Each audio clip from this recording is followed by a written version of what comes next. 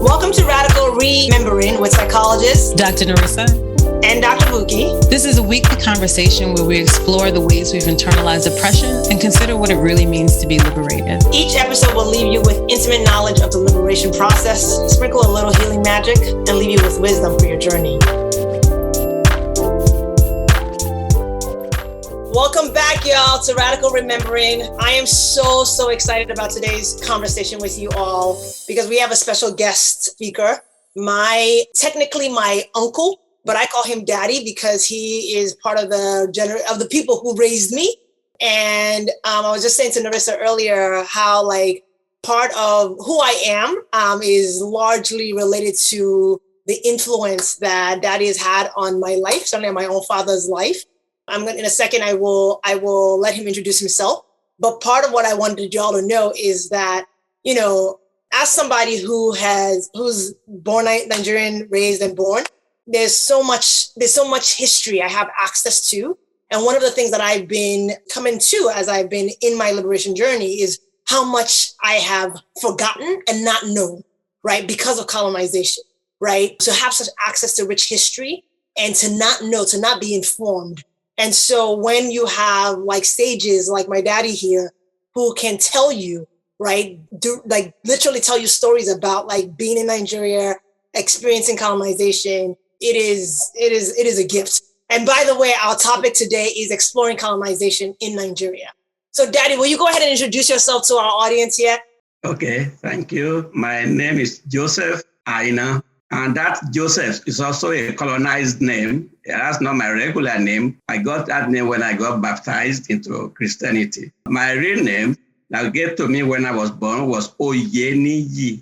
Oyeniyi. Oyeniyi means title has honor. I was born when my grandfather was made a chief in the town. So in order to recognize that achievement, they named me Oyeniyi, that title that my grandfather obtained had honor. So my birth was to honor his title, was made the head of a whole area of the town. And that's why and I was born about the same time. So they call me Oyeniyi. My surname is Aina, and you can see it's Aina, but actually the name was made into Christian name because it is actually Ainana, A-Y-N-N-A,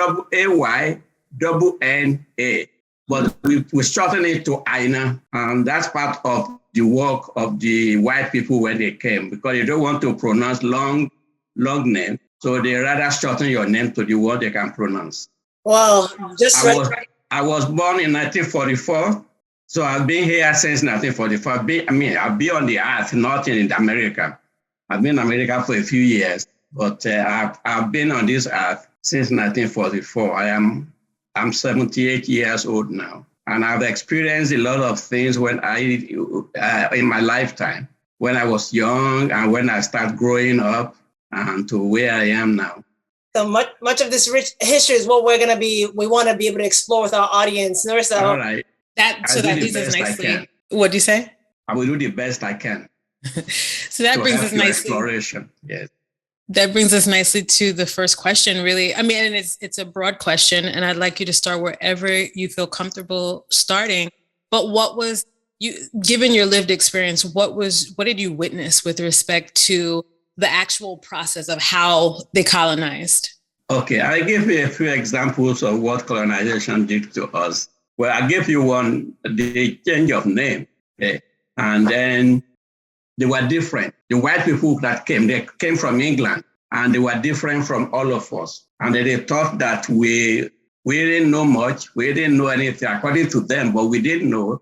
We knew a lot at the time. First thing they did was to give us a language, English language, because they came from England. They are English people. So we have to communicate with them in English. So it took some time for the one before us, because they have to put them in school and teach them how to speak English. In order to help understand English, when you are in school, which is from like 8 o'clock in the morning to about 3 o'clock in the afternoon, the only language you can speak is English. You can't speak your own dialect or your own language. So your language is called, they call our language vernacular. And they tell us you cannot speak vernacular when you are in school. Whether you know how to speak English or not, you have to try and speak English. That's part of the colonization. They took our language from us. And because Nigeria has several ethnic groups, and there are several dialects that they speak in Nigeria. So they joined all of us together.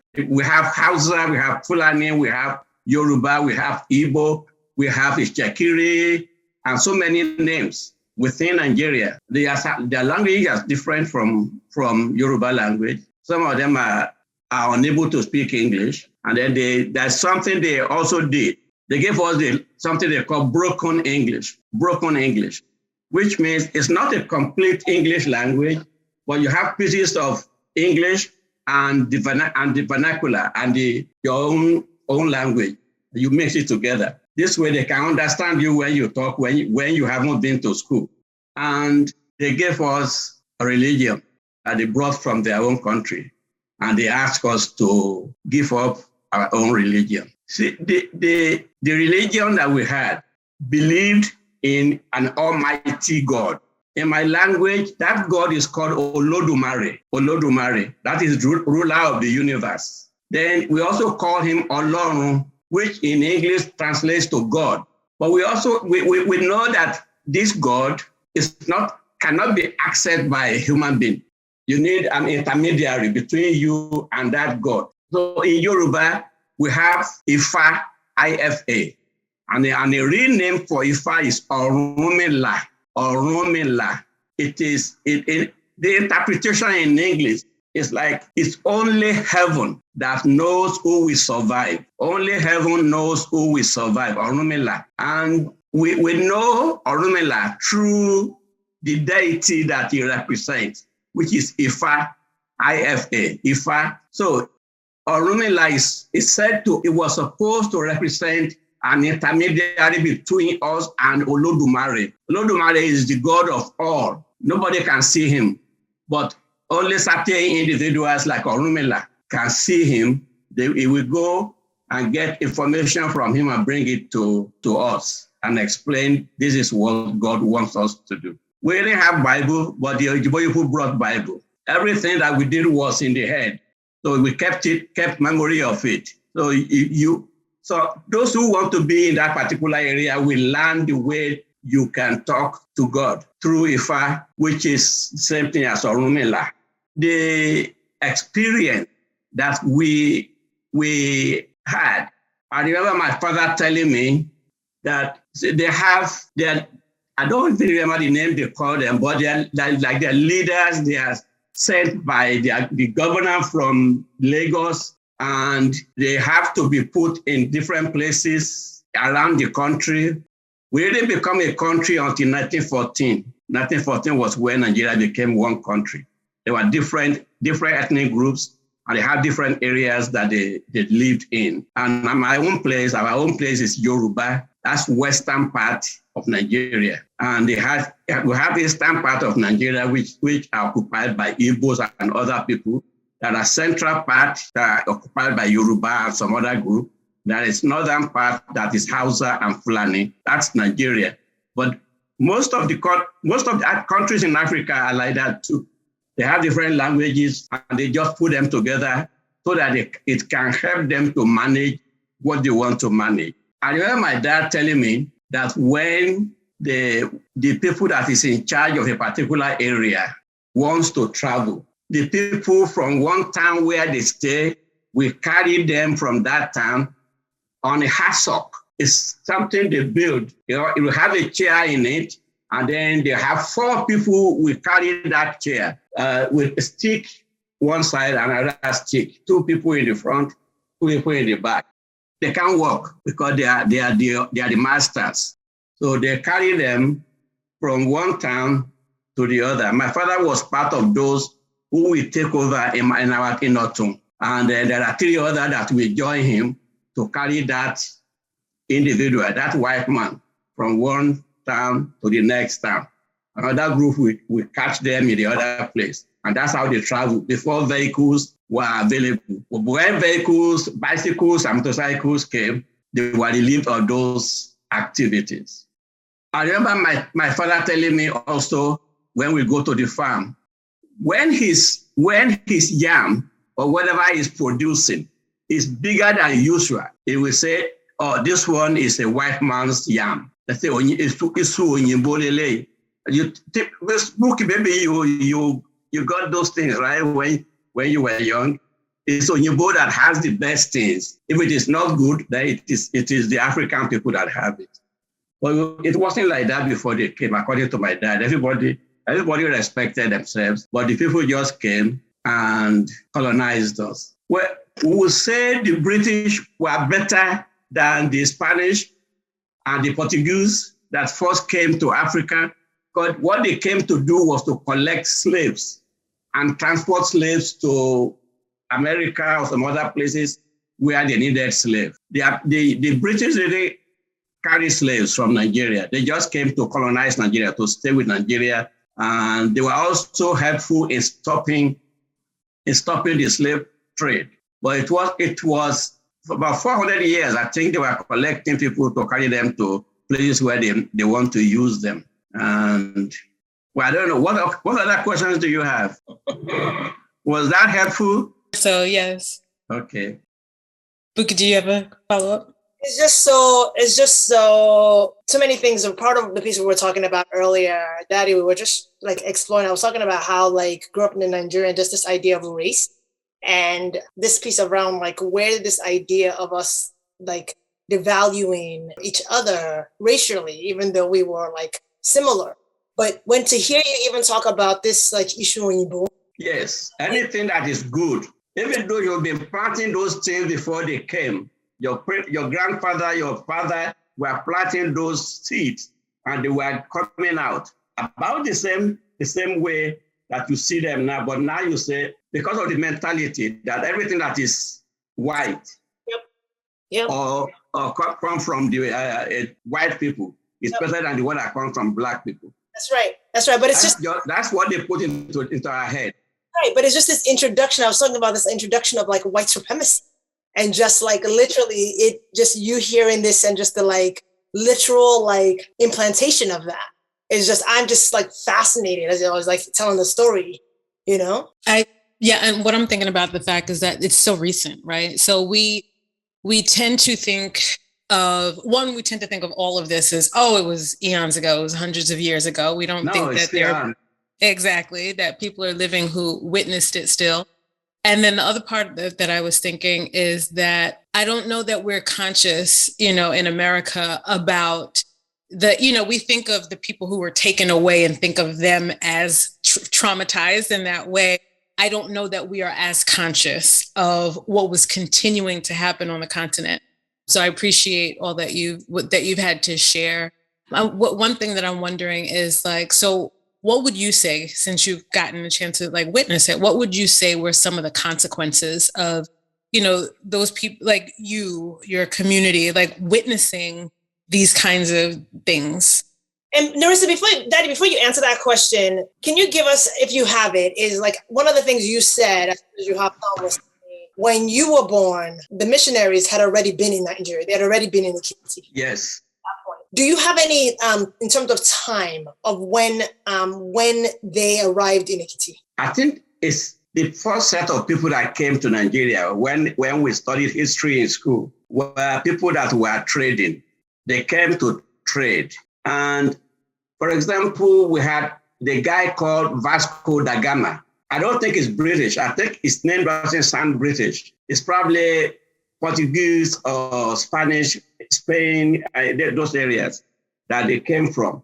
We had a river in Nigeria that is called River Niger. That river starts from another country, but most part of it is in Nigeria. That's a mountain or a hill called Futajalon. I think it's located in either the northern part of Nigeria, not inside Nigeria, but outside of Nigeria, Futajalon Hills.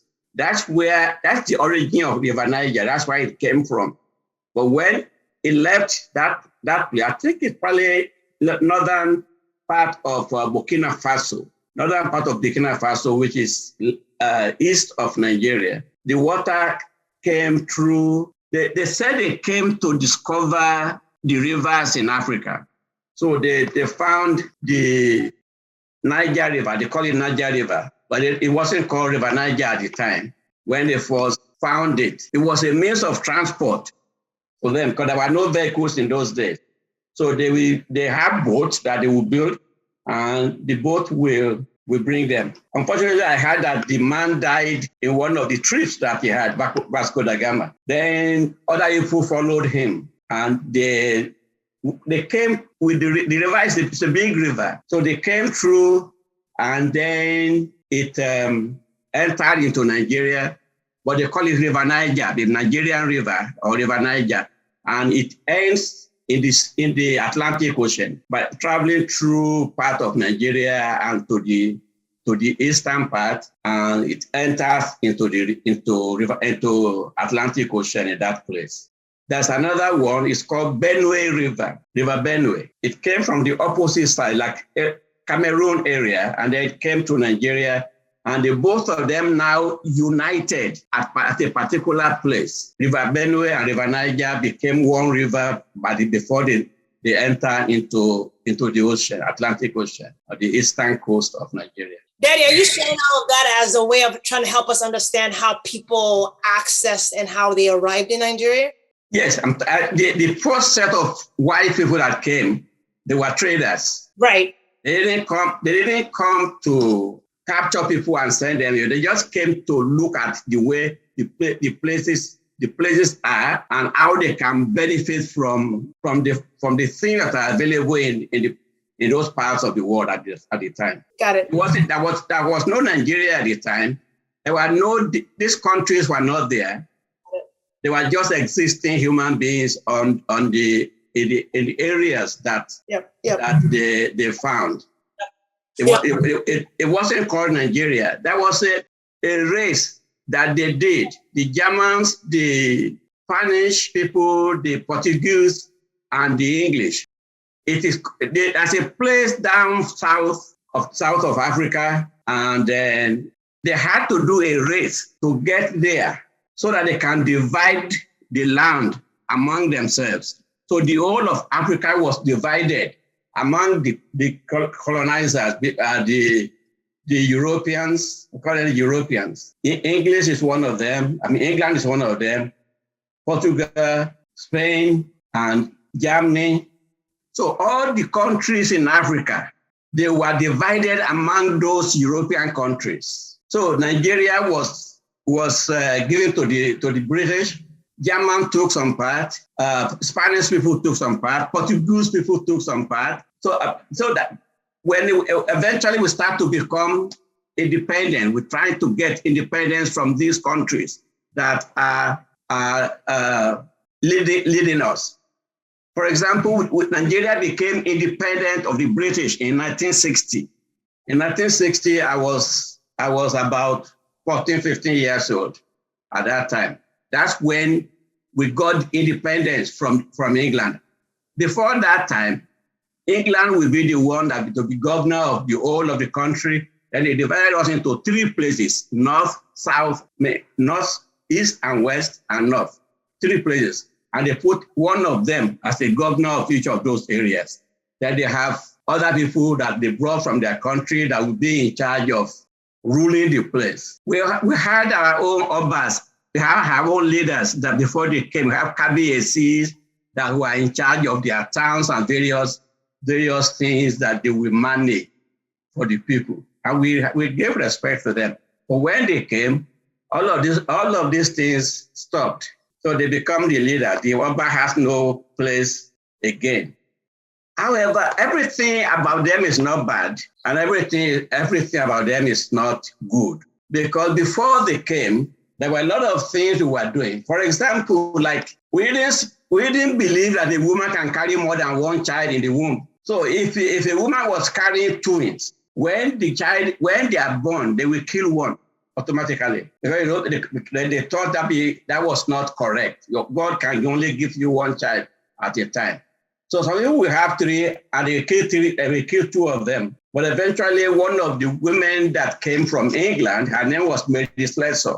She said there is no reason why a woman cannot carry more than one child inside her womb. So there's no need to kill them. They were killing them. Bukky, you know Taye, right? Uncle Taye, you know him. That it was a twin. They killed there were two boys. Killed one of them. His mother was a twin. They killed one of them. So they don't let them stay. Eventually, that's one good thing that we got, and we can say we got from the colonizers. That there's nothing wrong with having more than one child in the womb. But it took some time.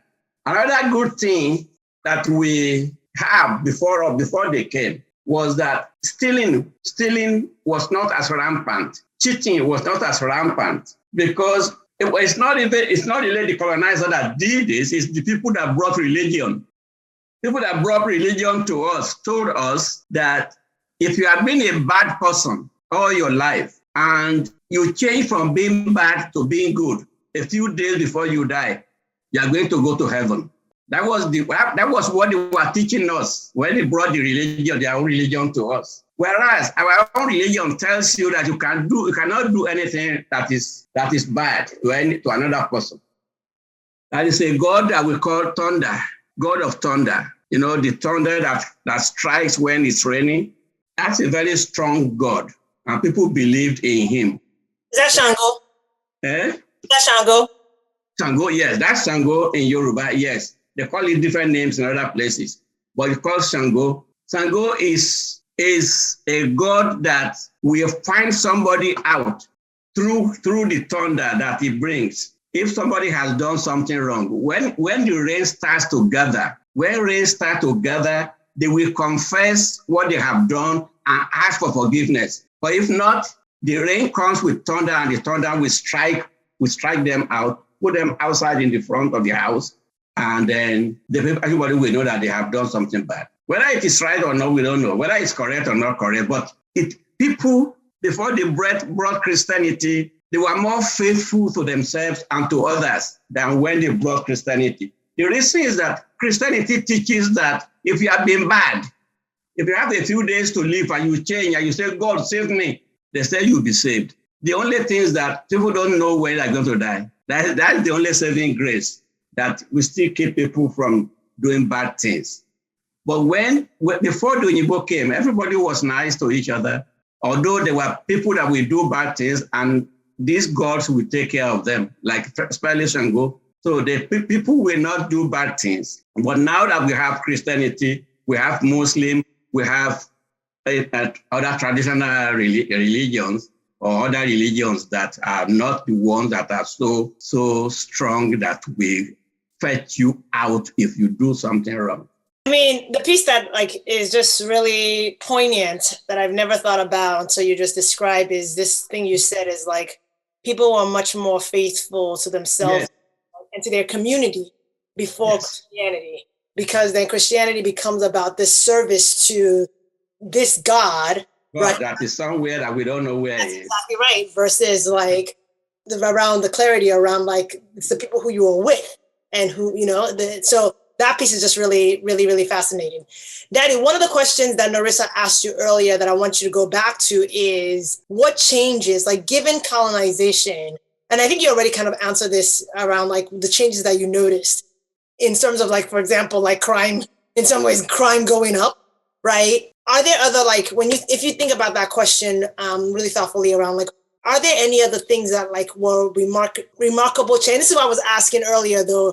If the colonizers had already been there before Daddy was born, I wonder. They were there before I was born. That's right. So it's harder for him to notice. He doesn't have a context of saying before the. Let's ask this, Daddy. Daddy, did your father or your family, when they passed down history to you, did they tell you about ways that the village, our people, essentially became different as a result? What were the changes that happened because of colonization? All right. As I said earlier, we live in communities, villages or big towns. The towns are not so big. So the villages are managed by, we call them Kabiyesi or the Oba or chief. Yep. Chief is not our language. It's the Oyinbo people brought chief to us. So we call them Oba or Kabiyesi. Oba is the head of a particular unit. The O could be, let's say Virginia. There are different towns within Virginia. So like a local government area. The Oba is in charge. It does all the things that the government will do. We didn't have a government that is a general government or state government. In those days, we had the government was the Kabiyesi. Not that the Kabiyesi were very, very good, but they also have things that can keep them in check. But all they do is make sure that there's peace in the town. But when we got colonized, the powers of those Kabiyesi were reduced, and they cannot make regulations as they were doing before. So they have to wait for somebody from somewhere else to regulate what they are going to do. And sometimes when they're doing things that they don't like, that the Oyinbo people don't like, they exile them. They send them out of their town, and they might go there. They might die somewhere where they have sent them. But because they have become colonized, and therefore we have the power that was with them before was no more there.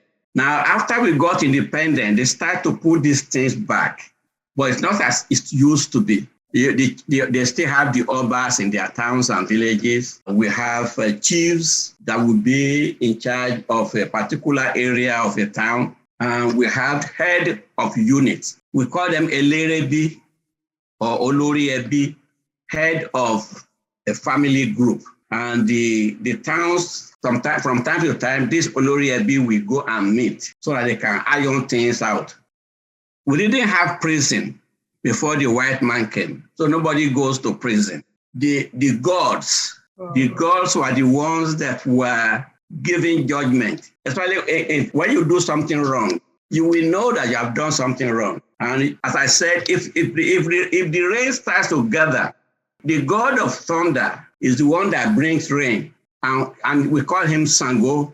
So if it starts to rain and you have done something bad to somebody, you go and confess right away, ask for forgiveness from that person. If that person forgives you, you will not get the punishment from the thunder or the Sango because you have confessed what you did. That's part of that. That's something that we didn't oppose when they talk about confession.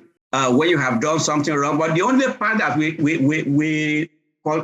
do not like in the Christian thing is the fact that they tell you can be as bad as you are, but if you know you are getting sick and you are likely to die, you start to confess what you have done. But it is different from when we used to worship our own gods that we know, though it's a good God, but it does not condone bad things. It will punish the individual at the time that the thing that he has done.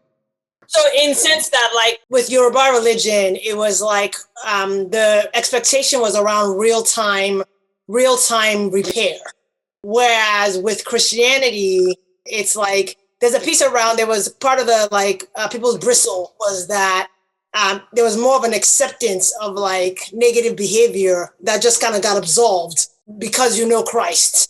You're Christ. Yeah, and the fact that the Christ is not coming right away, right, but you still don't know when he is coming. That's right. That's part of the thing they use to hold us. But some people, as what is going on in Nigeria now is unbelievable because people are stealing money, people are killing people, even though we are mostly Christians and Muslims. We believe in a God that forgives, but because of the way these gods were transferred to us, were taught to us, it was, if you have been doing something bad before, if you change shortly before Christ comes, okay, or the Allegiance comes, then you'll be okay. Right. The other thing though, Daddy, though, is, and I don't know if Norissa, you're also noticing this, it also robs, one of the things that I'm really respecting that I didn't realize is that in the Yoruba religion, it really required this repair with the person you had like harmed. You had to go confess to the person that you had sinned. Yes. Yes. I think you're saying is Shango would like there would be no consequences from the God if you repaired it with the person. Whereas in some ways, Christian religion didn't require, like, you repair with God, but it takes out the person that you actually harm out of the, like, there's no requirement, right? So maybe, like, I think part of, like, most Christians would interpret that, like, there's an encouragement, but there's no requirement that you have to do that repair with the person who has been harmed. It's about requesting forgiveness from this being. Do you see what I'm saying? So I never realized that it robbed the ways in which we were building relationships and maintaining relationship with one another. Yeah. And, that's what I was asking for. So I wasn't asking for, like, the, what he witnessed, meaning what you witnessed, the impact on the individual and how they conceived of themselves with respect. So if the yam was saved, oh, that's for the white man. So what did that do to the individual who had to consider, like, oh, well, they're better than, so they get more, as well as, just being, I can't speak my language in school. My language is vernacular, right? And so how did that impact how people experience themselves and community? Because this is a good point that you're making too, because this is impacting community too. It is something that we have, because the language in Nigeria today is English. You can't use your language in government. You have to use English. You have to write things that you want done in English. That's part of the effect of colonization. Plus, they put different groups of people together. So the only way they can communicate among themselves is to use this foreign language that they have brought to us. But when you are in school, they're teaching you to speak English. And you can, if you speak your language in school, they give you punishment. And that's what has happened to us today. Our children that are here, people that come here and have children from Nigeria, they teach their children how to speak English instead of speaking their own dialect or their own language. No, because they don't encourage us to speak that language. There was a governor we had about 20 years ago. He tried to change some of those things, that instead of using English in school, that was to start to use Yoruba. And then in offices, government offices, you will speak Yoruba because you are in the Yoruba area. And if you are in Igbo place, you speak your language there. But eventually that one died too. That one died, but nobody supported it.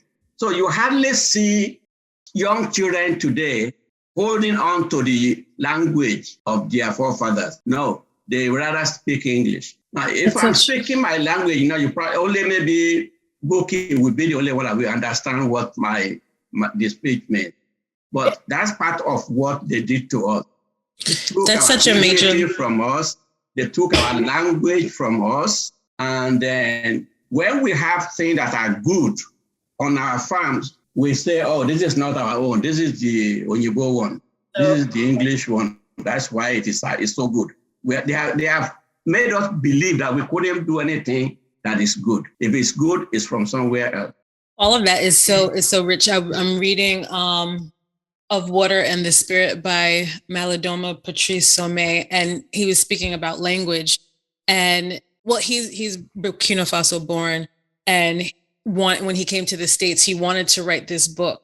And he said it was so hard because he's like, the English language is like a fast food language, right? So, like, fast food is not nutritious. It'll give you, it might taste good. It might fill you up, but it's not the same. It doesn't have the nuances and the richness of other languages, African languages.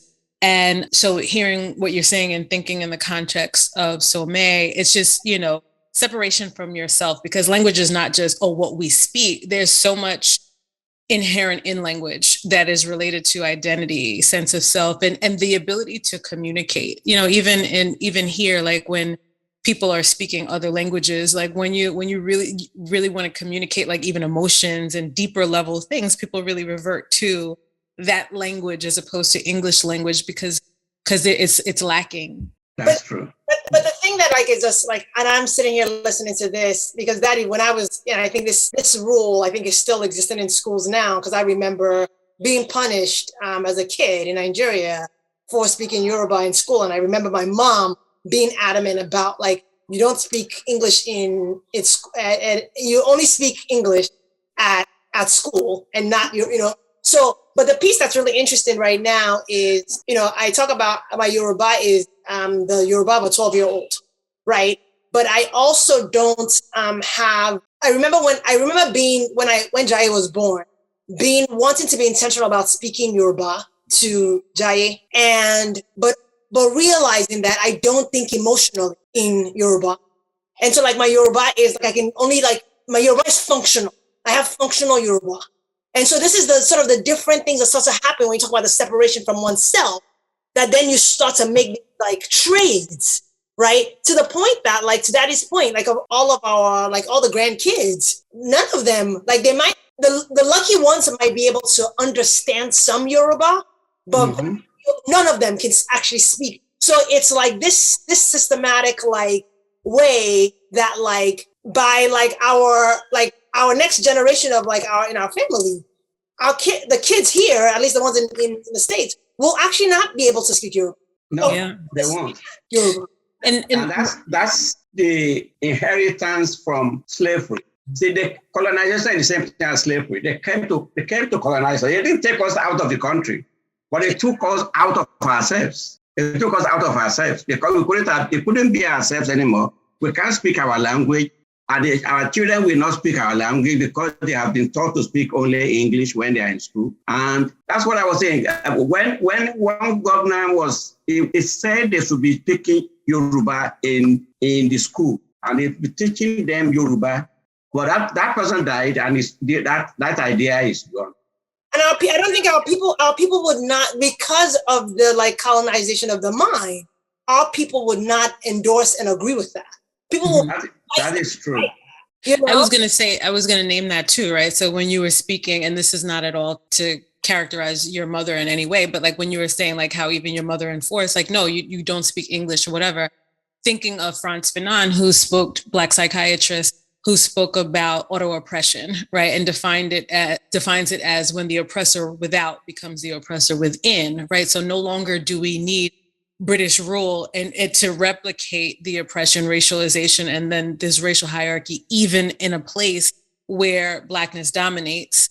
Now the psych, you know what I mean? Then it continues to replicate. And the only way back is with an intentional, like you all were saying, how the next generation won't be able to speak it, right? So the only way back is with intentionality and making sure like that we have these schools, like, and it's to their praise, but like a lot of, when I used to teach at Queens College, it was a very Asian community, and to their praise, like there was Saturday school and evening school where they were learning the language, right? And, you know, Jewish traditions also have that where they're learning the language and the culture. And we need to do that to be able to reclaim. That's part of our liberation. 1,000%. Yeah. I've been thinking about this. Very good. Yeah. We're so out of time. And I certainly know I have a session like that starting in a few minutes. So Daddy, thank you so much for bringing just incredible amounts of wisdom for us, incredible amounts of history to us and for us. So thank you so much for your time and just for like your genius. We so appreciate you and appreciate all of your knowledge. Norissa, what do you want to Yes. Just want to thank you also. I mean, for enriching, for taking us in a new direction as we consider like liberation, because we have to think back, like Sankofa, we have to think back in order to look forward, to know what needs to be healed and different things like that. And you shared a perspective that we couldn't. So thank you so much. And it was an honor to meet you. Nice to meet you. You say you are in NYU? I adjunct there, but I'm no longer full-time there. Okay. I did my PhD in NYU. Oh, get out. Wow. I finished in 1983. I graduated in May of 1984. Oh, wow. I went through New York. There are three sets of universities in New York. They call them the New York systems. There is Private University of New York. There is City University of New York. And there is State University of New York. And I went to three of them. Nice. I taught at three of them. I taught at CUNY, SUNY, and NYU private. Okay. Yes. Yeah. So thanks so much. All right. Thank you. Bye-bye. Thank you, Daddy. Thanks for listening. If you've loved what we had to say, please subscribe on your favorite podcast platform. I'm Dr. Norissa, and you can find me on IG at Dr. Norissa Williams. And I'm Dr. Bukky. You can find me on IG at the official Dr. Bukky. You can also stay abreast of our latest offerings at our website, radicalremembering.com.